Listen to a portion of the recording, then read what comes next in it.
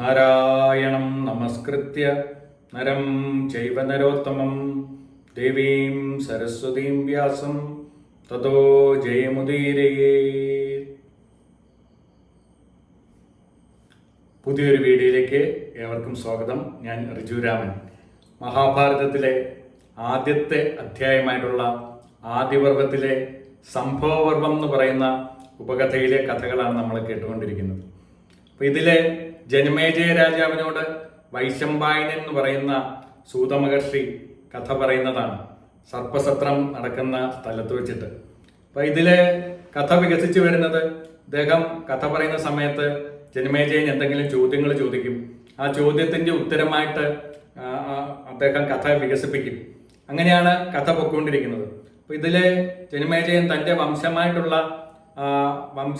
പൂർവവംശത്തെ കുറിച്ചിട്ട് വിശദമായിട്ട് അറിയണം എന്ന് പറഞ്ഞു. അങ്ങനെ പറഞ്ഞു വരുന്ന സമയത്ത് യയാതി എന്ന് പറയുന്ന രാജാവിനെ കുറിച്ചിട്ട് കേട്ടു. അപ്പൊ യയാതിയെ കുറിച്ചിട്ട് വിശദമായിട്ട് അറിയണം എന്ന് പറഞ്ഞു. അങ്ങനെയാണ് യയാതിയെ കുറിച്ചിട്ടുള്ള വിശദമായിട്ടുള്ള കഥ വൈശമ്പായനൻ പറയാൻ വേണ്ടിയിട്ട് തുടങ്ങിയത്. അപ്പൊ ഇന്നലെ നമ്മൾ അത്, അല്ലെങ്കിൽ കഴിഞ്ഞ വീഡിയോയിൽ നമ്മളത് കേട്ടിരുന്നു. യയാതി, അദ്ദേഹത്തിന്റെ ഭാര്യ ദേവയാനി, അദ്ദേഹം ആരും അറിയാതെ കല്യാണം കഴിച്ച ശർമ്മിഷ്ഠ എന്ന് പറയുന്ന രാജകുമാരി. അപ്പം ഇവരുടെ ഇടയിലുള്ള ആ പ്രശ്നങ്ങളൊക്കെ പറഞ്ഞു. അങ്ങനെ അതോടൊപ്പം തന്നെ താൻ അറിയാതെ തൻ്റെ ഭർത്താവിന് വേറൊരു സ്ത്രീയില് ശർമ്മിഷ്ഠയിൽ കുട്ടികളുണ്ടായതിൽ ഭയങ്കരമായിട്ടുള്ള സങ്കടവും ദേഷ്യവും ഒക്കെ വന്നിട്ട് ശുക്രാചാര്യരുടെ അടുത്ത് ചെന്നിട്ട് ദേവയാനി സങ്കടം പറഞ്ഞു. അപ്പൊ ശുക്രാചാര്യർ ആദ്യം തന്നെ ഈ ഒരു ബന്ധം ഉണ്ടാകരുതെന്നും പറഞ്ഞുകൊണ്ട് വിലക്കീറുന്നതാണ്. പക്ഷെ യയാതിക്ക് അത് സാധിച്ചില്ല. അങ്ങനെ അദ്ദേഹത്തിനെ ശപിക്കുകയാണ് ചെയ്യുന്നത്. ജരാനരകൾ ഉണ്ടാകട്ടെ എന്ന് പറഞ്ഞുകൊണ്ട് ആ സമയം തന്നെ അദ്ദേഹം വൃദ്ധനായി മാറിയെന്നാണ്. അപ്പൊ യയാതിക്ക് ആഗ്രഹപൂർത്തീകരണങ്ങൾ പൂർണ്ണമായിട്ടും നടന്നിരുന്നില്ല. അപ്പൊ അദ്ദേഹം ശുക്രാചാര്യരോട് പറഞ്ഞു, എനിക്ക് ശാപമോക്ഷവും കൂടി അങ്ങ് തരണം, എൻ്റെ കാമപൂർണങ്ങളെല്ലാം കഴിഞ്ഞിട്ടില്ല, അതുകൊണ്ട് എനിക്ക് എൻ്റെ യൗവനം തിരിച്ചു കിട്ടാൻ വേണ്ടിയിട്ടുള്ള എന്തെങ്കിലും ഒരു മാർഗവും കൂടി അങ്ങ് പറഞ്ഞു തരണം എന്ന് പറഞ്ഞു. അപ്പം ശുക്രാചാര്യർ പറഞ്ഞു, നിന്റെ മക്കളിൽ ആരെങ്കിലും നിന്റെ യൗവനം ഏറ്റെടുക്കാൻ വേണ്ടിയിട്ട് തയ്യാറാവുകയാണെങ്കിൽ, നിന്റെ വാർദ്ധക്യം ഏറ്റെടുക്കാൻ വേണ്ടിയിട്ട് തയ്യാറാവുകയാണെങ്കിൽ അവരുടെ യൗവനം നിനക്ക് കിട്ടും എന്ന് പറഞ്ഞു.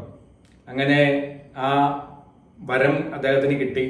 അങ്ങനെ അദ്ദേഹം മക്കളുടെയൊക്കെ അടുത്തേക്ക് ചെന്നു എന്നാണ്. ആദ്യം യദു എന്ന് പറയുന്ന മൂത്ത പുത്രന്റെ യദുവിന്റെ അടുത്ത് ചെന്നിട്ട് പറഞ്ഞു, എനിക്ക് നിന്റെ യൗവനം വേണം, ഞാൻ എൻ്റെ വാർദ്ധക്യം നിനക്ക് തരാം, 1000 വർഷം കഴിയുമ്പോൾ ഞാനിത് തിരിച്ചു തരാം നിന്റെ യൗവനം, എനിക്ക് കാമപൂരണം പൂർത്തിയാക്കിയിട്ടില്ല, എനിക്ക് ആഗ്രഹങ്ങൾ വീണ്ടും ബാക്കി കിടക്കുകയാണ്, അതുകൊണ്ട് നീ എന്നെ സഹായിക്കണം എന്ന് പറഞ്ഞു. അപ്പോൾ യദു പറഞ്ഞു, വാർദ്ധക്യം എന്ന് പറയുന്ന വലിയ ബുദ്ധിമുട്ടുള്ള ഒരു കാര്യമാണ്, അത് തിന്നുവാനോ കുടിക്കാനോ ഒന്നും സാധിക്കില്ല, ഞാനും എൻ്റെ ആഗ്രഹങ്ങളൊന്നും പൂർത്തീകരിച്ചിട്ടില്ല, എനിക്ക് സ്ത്രീകളുമായിട്ടുള്ള സംഗമം ഇപ്പോഴും വേണം, അതൊന്നും വാർദ്ധക്യമായി വേണ്ടിയിട്ട് പറ്റില്ല, അതുകൊണ്ട് അങ്ങക്ക് ഇത് ബുദ്ധിമുട്ടാണ് എൻ്റെ യൗവനം തരാമെന്ന് പറഞ്ഞു. അപ്പോൾ ഇത് കേട്ട് കഴിഞ്ഞപ്പോൾ യയാതിക്ക് ഭയങ്കര സങ്കടവും വിഷമവും ഒക്കെ ആയി. അപ്പം ശരിക്കും പറയുകയാണെങ്കിൽ യദുവിനാണ് ആ രാജ്യം കിട്ടേണ്ടത്, മൂത്തപുത്രനാണ്. അപ്പോൾ പറഞ്ഞു, നിനക്കും നിന്റെ സന്തതി പരകൾക്കും ഈ രാജ്യം കിട്ടില്ല എന്ന് പറഞ്ഞിട്ട് യദുവിനെ ശപിച്ചെന്നാണ്. അപ്പൊ യദു വേറൊരു രാജവംശം ഉണ്ടാക്കി, അതാണ് യാദവ വംശം. യാദവ വംശത്തെ കുറിച്ചിട്ട് നമ്മൾ വിശദമായിട്ട് പിന്നീട് മഹാഭാരതം കഥയിൽ വരുന്നുണ്ട്. അതിനുശേഷം രണ്ടാമത്തെ പുത്രനായിട്ടുള്ള തുർവസുവിന്റെ അടുത്ത് ചെന്നപ്പോൾ തുർവസുവും പല കാരണങ്ങൾ പറഞ്ഞ് അദ്ദേഹത്തിനെ നിഷേധിച്ചു എന്നാണ്. കാമസുഖത്തെ കിട്ടത്തില്ല, പിന്നെ ബുദ്ധിയൊക്കെ നശിക്കും, അതുകൊണ്ട് ആരോഗ്യമൊക്കെ നശിക്കും, അതുകൊണ്ട് എനിക്ക് ഇപ്പോഴേ വാർദ്ധക്യം ഏറ്റെടുക്കാൻ വേണ്ടിയിട്ട് ഞാൻ തയ്യാറല്ല എന്ന് പറഞ്ഞു. അപ്പം അവനെയും ശപിച്ചു എന്നാണ്. അപ്പൊ അവനോട് പറഞ്ഞു, നീചന്മാർ മാത്രം ജീവിക്കുന്ന ഒരു രാജ്യം ഭരിക്കാൻ വേണ്ടിയിട്ടുള്ള അവസ്ഥ നിനക്ക് ഉണ്ടാവട്ടെ എന്നാണ്. അപ്പൊ ഈ തുർവസു യവനന്മാരെ ഭരിച്ചെന്നാണ്. യവനന്മാരെന്ന് പറഞ്ഞു കഴിഞ്ഞാൽ ഇന്നത്തെ ഗ്രീക്കുകാരാണ്. അപ്പൊ ഗ്രീക്ക് സംസ്കാരത്തെ കുറിച്ചിട്ടൊക്കെ നമ്മൾ പറയുന്നുണ്ട്.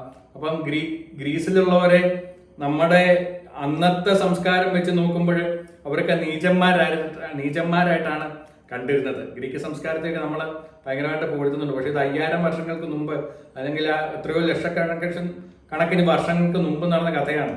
അപ്പം അന്ന് ഈ യവനന്മാരെ നീചന്മാരായിട്ടാണ് കണ്ടിരുന്നത്. അല്ലെങ്കിൽ നമ്മുടെ സംസ്കാരവുമായിട്ടും നമ്മുടെ ജീവിത നിലവാരവുമായിട്ട് വെച്ച് നോക്കുമ്പോൾ അവരെ നീചന്മാരായിരുന്നു എന്നാണ്.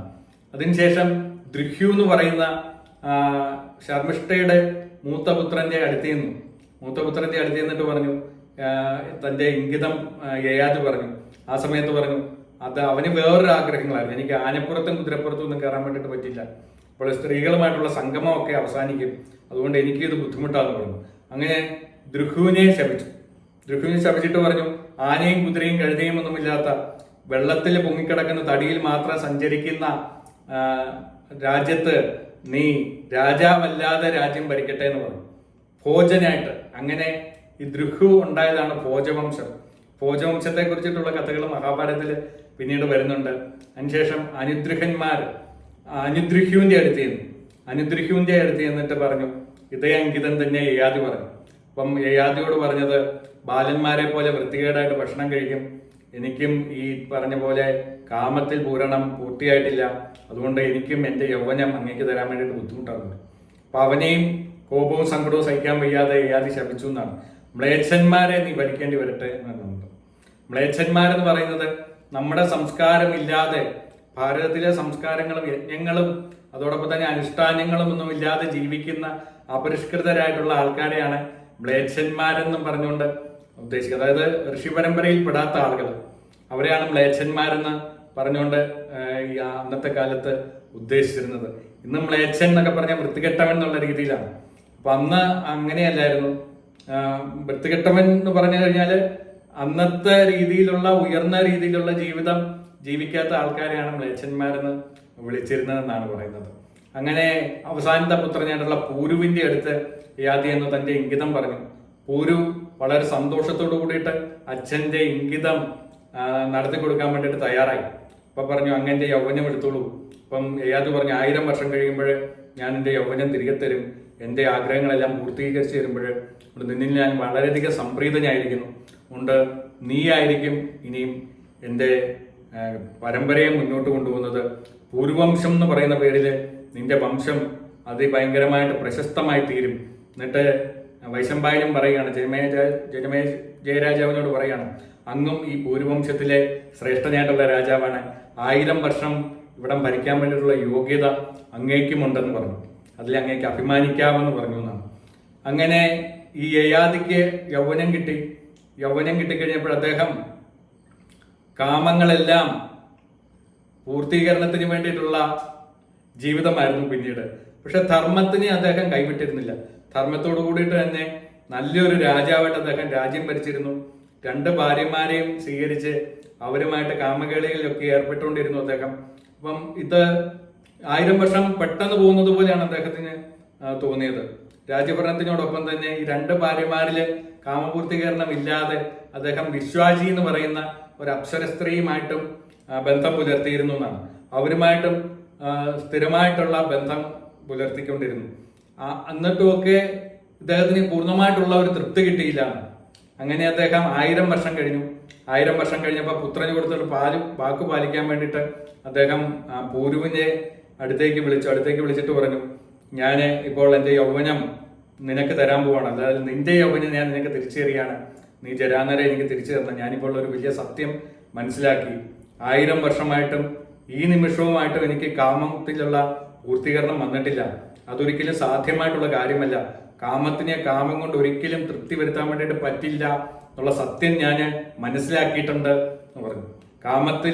കാമം കൊണ്ട് അതിനെ അവസാനിപ്പിക്കാൻ നോക്കുന്നത് ജ്വലിക്കുന്ന അഗ്നിയിലേക്ക് നെയ്യൊഴിക്കുന്നത് പോലെയാണ്. അത് കൂടുതൽ ആളിക്കത്തുകയുള്ളൂ. തൃഷ്ണയെ നമ്മൾ വിവേകം കൊണ്ട് തന്നെ നേരിടണം, അതല്ലാതെ യാതൊരു മാർഗവുമില്ല.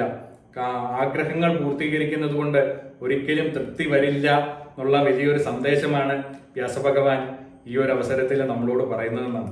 അങ്ങനെ പറഞ്ഞു, ഞാനതുകൊണ്ട് എല്ലാം ഉപേക്ഷിക്കുകയാണ്, ബ്രഹ്മത്തിനെ മാത്രം കൂട്ടുപിടിച്ച് ആ ബ്രഹ്മത്തിലേക്ക് എത്താൻ വേണ്ടിയിട്ടുള്ള മാർഗങ്ങൾക്ക് വേണ്ടിയിട്ട് ഞാൻ എൻ്റെ ഹൃദയം അവിടെ വെക്കുകയാണ്. എൻ്റെ കാമപൂർത്തീകരണം ഇപ്പോഴും എനിക്ക് കാമം അടങ്ങിയിട്ടില്ല, അതുകൊണ്ട് കാര്യമില്ല എന്നുള്ള കാര്യം ഞാൻ മനസ്സിലാക്കിയെന്ന് പൂരുവിനെ ഉപദേശം കൊടുത്തിട്ട് പൂരുവിനെ ചക്രവർത്തിയായിട്ട് വാഴിച്ചു എന്നാണ്. ഇപ്പോൾ ചക്രവർത്തിയായിട്ട് പൂരുവിനെ വാഴിച്ച സമയത്ത് നാട്ടുകാർക്കും അതോടൊപ്പം തന്നെ ബ്രാഹ്മണർക്കും മന്ത്രിമാർക്കും ഒക്കെ സംശയമായി. അങ്ങേന്ന് അനീതിയല്ലേ, അങ്ങക്ക് 4 പുത്രന്മാർ 4 പേരുണ്ടല്ലോ, അവരെയൊക്കെ മാറ്റിയിട്ട് എന്തുകൊണ്ടാണ് ഈ പൂരുവിനെ അങ്ങ് തിരഞ്ഞെടുത്തതെന്ന് പറഞ്ഞു.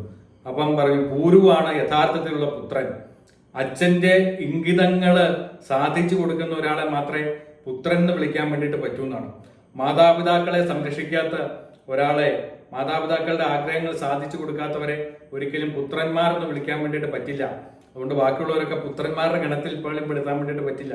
ഇവനാണ് എൻ്റെ ആഗ്രഹം സാധിച്ചു തന്നത്, അതുകൊണ്ട് ഇവനാണ് പൂർണ്ണമായിട്ട് യോഗ്യത എന്നുള്ള ഒരു സത്യം ആ സമയത്ത് അദ്ദേഹം അവിടെ പ്രസ്താവിച്ചു.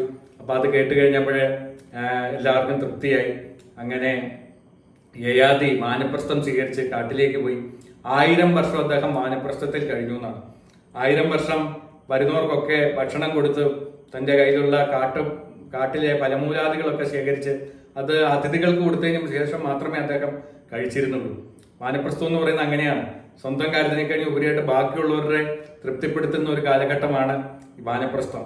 അങ്ങനെ പാറയിൽ നിന്നും പോലും നെല്ല് പെറുക്കി അതുകൊണ്ട് ഭക്ഷണം ഉണ്ടാക്കിയിട്ട് അതിഥികളെ അദ്ദേഹം തൃപ്തിപ്പെടുത്തിയിരുന്നു എന്നാണ്.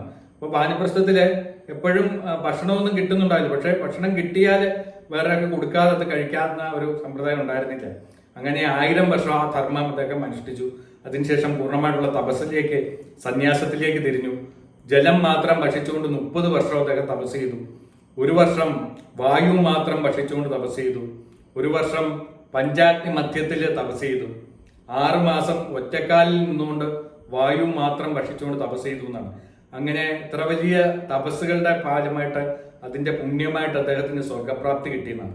അങ്ങനെ സ്വർഗത്തിലേക്ക് അദ്ദേഹം എത്തി. അവിടെ ഉള്ള സുഖങ്ങളെല്ലാം അദ്ദേഹം അനുഭവിക്കാൻ വേണ്ടിയിട്ട് തുടങ്ങി. അപ്പൊ ഇന്ദ്രൻ അദ്ദേഹത്തിന്റെ സുഹൃത്തായിട്ട് മാറിയെന്നാണ് ആ സമയത്ത്. അങ്ങനെ ഇന്ദ്രനുമായിട്ട് സംസാരിച്ചുകൊണ്ടിരിക്കുന്ന സമയത്ത് ഇന്ദ്രൻ യയാതിയോട് ചോദിച്ചു, പൂരുവിനെ രാജാവാക്കിയ സമയത്ത് എന്തൊക്കെ ഉപദേശങ്ങളാണ് അങ്ങ് അവന് കൊടുത്തത്? അതായിരിക്കും അറിയാൻ വേണ്ടിയിട്ട് എനിക്ക് താല്പര്യമുണ്ടെന്ന് പറഞ്ഞു. അപ്പൊ ഈ മഹാഭാരതം എന്ന് പറയുന്നത് 5ാമത്തെ വേദമായിട്ടാണ് അറിയപ്പെടുന്നത്. വേദങ്ങളിലും ഉപനിഷത്തുകളിലും ഒക്കെ മനുഷ്യനെ അവന്റെ ഏറ്റവും ഉയർന്ന അവസ്ഥയിലേക്ക് എത്തിക്കാൻ വേണ്ടിയിട്ടുള്ള ഉപദേശങ്ങളാണ് പൂർണ്ണമായിട്ടും കൊടുത്തുകൊണ്ടിരിക്കുന്നത്. അപ്പം ഇത് ഇതിഹാസത്തിലേക്ക് വന്ന സമയത്ത് ഇത് കഥാപാത്രങ്ങളുമായിട്ട് ചേർത്ത് ഇതുപോലുള്ള കഥാപാത്രങ്ങളുടെ ആശയ സംവാദങ്ങളുടെ ഇടയിലേക്ക് ഈ ഉപദേശങ്ങളെ എല്ലാം വളരെ മനോഹരമായിട്ട് ചേർത്തിരിക്കുകയാണ് വ്യാസഭഗവാൻ ചെയ്തിരിക്കുന്നത്. അതാണ് ഇതിഹാസത്തിന്റെ ഏറ്റവും വലിയ പ്രത്യേകത. ഇത് തന്നെയാണ് കഥകളിലൂടെ ഉപനിഷത്തുകളിലും വേദങ്ങളിലും പറഞ്ഞിട്ടുണ്ടായുള്ള ആ ഉപദേശങ്ങൾ വളരെ മനോഹരമായിട്ടുള്ള രീതിയിൽ പറഞ്ഞിരിക്കുകയാണ്. അപ്പം അദ്ദേഹം പറയുന്നത് വാക്കുകളുടെ പ്രാധാന്യത്തെ കുറിച്ചിട്ടാണ്. അപ്പം പുരുവിനെ ചക്രവർത്തിയായിട്ട് വാഴിക്കുന്ന സമയത്ത് ഞാൻ അവന് പറഞ്ഞ് കൊടുത്ത ഉപദേശം എന്ന് പറയുന്നത് കോപത്തിനെ ക്ഷമ കൊണ്ട് നീ കീഴടക്കണം എന്നാണ്. ക്ഷമ ഇല്ലാതില്ലെങ്കിൽ നീ ഏറ്റവും വലിയ ദുർബലനായിരിക്കും. ക്ഷമയുള്ളവനാണ് ഏറ്റവും വലിയ ശക്തനായിട്ടുള്ള ആള്. അപ്പൊ ക്ഷമിക്കുക എന്ന് പറയുന്നത് നീ ശീലിക്കേണ്ട ഒരു കാര്യമാണ്. ക്ഷമിക്കുക എന്ന് പറയുന്നത് വലിയൊരു ഗുണമാണ്. ആ ഗുണം നിനക്ക് ഉണ്ടാകണം എന്നുള്ള ഉപദേശം കൊടുത്തു. അതോടൊപ്പം തന്നെ വാക്കുകൾ കൊണ്ട് നീ ആരെയും മുറിപ്പെടുത്തരുത്. ഒരു അടി കൊടുത്താല് അതിന്റെ വേദന കുറച്ചു നേരത്തേക്ക് കാണുള്ളൂ. പക്ഷെ വാക്കുകൾ കൊണ്ട് ആരുടെയെങ്കിലും ഹൃദയത്തെ മുറിപ്പെടുത്തി കഴിഞ്ഞാൽ അത് എന്നെന്നും അവിടെ കാണും.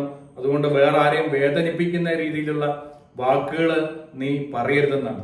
അതോടൊപ്പം തന്നെ ആരെങ്കിലും നിന്നെ വാക്കുകൾ കൊണ്ട് മുറിപ്പെടുത്തിയാല് അവരോട് നിശബ്ദത പാലിക്കാൻ വേണ്ടിയിട്ട് നിനക്ക് സാധിച്ചാല് അവരുടെ പുണ്യങ്ങളൊക്കെ നിനക്ക് കിട്ടുമെന്നാണ്. നീ അവരോട് പ്രതികരിക്കാതെ ഇരിക്കാൻ വേണ്ടിയിട്ടുള്ള ക്ഷമ നിനക്കുണ്ടെങ്കിൽ അവരെ ഏതെങ്കിലും രീതിയിലുള്ള പുണ്യങ്ങളൊക്കെ ആർജിച്ചിട്ടുണ്ടെങ്കിൽ ആ പുണ്യങ്ങളൊക്കെ നിന്നിലേക്ക് വരും എന്നുള്ള ഉപദേശം ഞാൻ അവന് കൊടുത്തു എന്ന് യയാതി പറഞ്ഞു. അതിനുശേഷം അന്യനെ മനോവേദന ഉണ്ടാക്കുന്ന ഒരു കാര്യവും നീ പറയാൻ വേണ്ടിയിട്ട് പാടില്ല.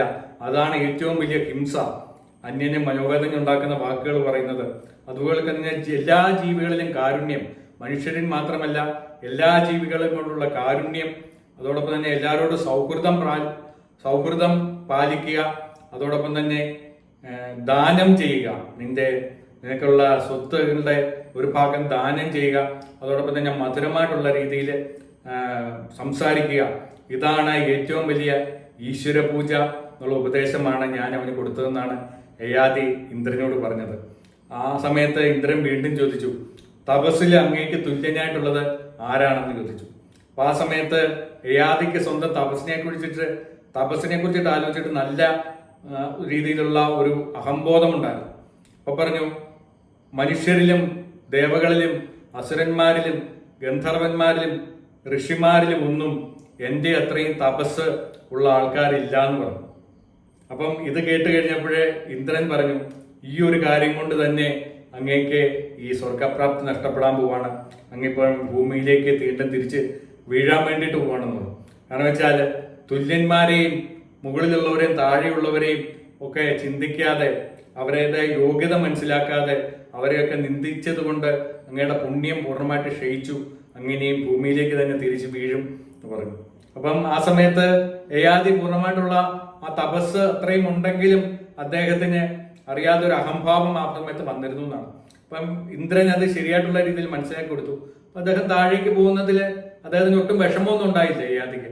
അപ്പൊ അദ്ദേഹം ഒരു കാര്യം മാത്രമേ ആവശ്യപ്പെട്ടുള്ളൂ, ഞാൻ താഴേക്ക് പോയി വീഴുന്ന സമയത്ത് സജ്ജനങ്ങളുടെ ഇടയിൽ, നല്ല ആളുകളുടെ ഇടയിൽ, അറിവുള്ളവരുടെ ഇടയിൽ, ജ്ഞാനികളുടെ ഇടയിൽ ചെന്ന് വീഴാൻ വേണ്ടിയിട്ടുള്ള ഒരു വരം അങ്ങ് തരണം എന്ന് പറഞ്ഞു. ഇത് കേട്ടിട്ട് ഇന്ദ്രൻ വളരെ സംപ്രീതനായി. അങ്ങനെ പുണ്യം ക്ഷയിച്ച് യയാതി വീണ്ടും ഭൂമിയിലേക്ക് താഴേക്ക് വീഴാൻ വേണ്ടിയിട്ട് തുടങ്ങിയതാണ്. അപ്പം അതിനുശേഷം എന്താണ് സംഭവിച്ചെന്നുള്ളത് നമുക്ക് അടുത്ത ഒരു കഥയിൽ, അടുത്ത ഒരു വീഡിയോയിൽ കേൾക്കാം. വളരെ മനോഹരമായിട്ടുള്ള കുറേ സംവാദങ്ങൾ അടങ്ങിയതാണ് അടുത്ത ഒരു അധ്യായം. നമ്മൾ പാണ്ഡവരിലേക്കും കൗരവരിലേക്കും ഒക്കെ പതിയെ പതിയെ അടുത്ത് വന്നുകൊണ്ടിരിക്കുകയാണ്. അതാണ് യഥാർത്ഥത്തിലുള്ള മഹാഭാരതം കഥയുടെ കാതൽ എന്ന് പറയുന്നത്. അതാണ് പാണ്ഡവരുടെയും കൗരവരുടെയും ഒക്കെ കഥയാണ്. അതിലേക്ക് പതിയെ അടുത്തുകൊണ്ടിരിക്കുന്നതേ ഉള്ളൂ. അപ്പം ഇത് വലിയ പുണ്യം നിറഞ്ഞ ഒരു കാര്യമാണ് മഹാഭാരതം പറയുകയും കേൾക്കുകയും വായിക്കുകയും ഒക്കെ ചെയ്യുന്നത്. അപ്പം ഇതിൽ ഭാഗവാക്കാൻ സാധിച്ചതിൽ എനിക്ക് ഭയങ്കരമായിട്ടുള്ള ഒരു കൃതാർത്ഥതയുണ്ട്. അപ്പം നിങ്ങൾ ഇത്രയും സമയം എന്നെ കേട്ടതിൽ നിങ്ങളോടുള്ള നന്ദി അറിയിക്കുകയാണ്. കൂടുതൽ ആൾക്കാരിലേക്ക് പ്രചരിപ്പിക്കണം എന്നുള്ള അപേക്ഷ ഒരിക്കൽ കൂടി വെക്കുകയാണ്. അടുത്ത വീഡിയോയിൽ വീണ്ടും കാണാം. നമസ്കാരം.